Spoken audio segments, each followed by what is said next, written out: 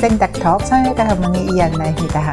부작용이 없는 수술은 세상에 없죠. 우리 가슴 거상 수술을 한다는 것도 다른 어떤 수술 못지않게 부작용이 많이 있습니다. 이 거상 수술은 일반적인 모든 외과 수술과 똑같이 염증도 생길 수 있고 출혈도 생길 수 있고 흉터도 생길 수 있고 굉장히 오래오래 낫지 않으면서 아주 더디 느리게 낫는 그런 것도 있을 수 있고 모양이 내가 생각했던 모양이 안 될 수도 있고 여러 가지의 어떤 부작용이 있을 수 있습니다. 하지만 이 모든 것 중에서도 가장 중요한 건 괴사예요.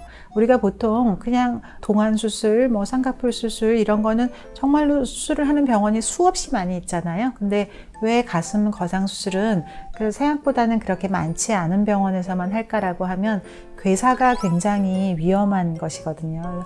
괴사가 뭐예요? 라고 하면 괴사는 우리 조직 중에 어디든 혈관 공급을 부족하게 받으면 그 부분의 조직이 그냥 죽어버리는 거예요.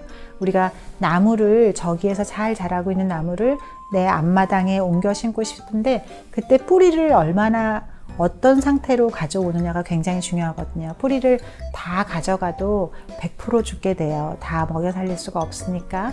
또 이렇게 너무 적게 가져가도 다 죽어버려요. 근데 딱 얼마만큼의 뿌리를 가져가야 되는지 또 어떤 상태로 가져가야 내가 새로 심겨진 내 정원에서 그 나무가 잘 건강하게 자랄 수 있는가 하는 거거든요.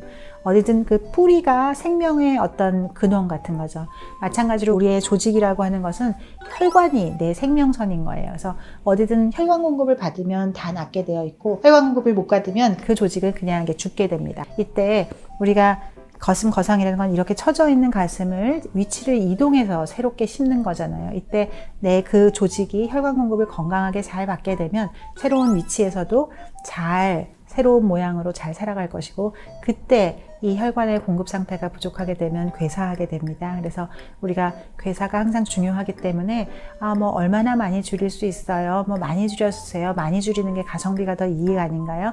이렇게 생각하는 거는 사실 꼭 정확한 표현은 아니고요. 내가 이런 상태일 때 얼마만큼의 이 뿌리를, 얼마만큼의 혈관을 어떤 상태로 가져가야 되는지가 나의 최종 모양에 많은 큰 결정 요인이 되는 거거든요. 그래서 그거를 잘 이해하시면 최선의 결과를 가질 수 있습니다.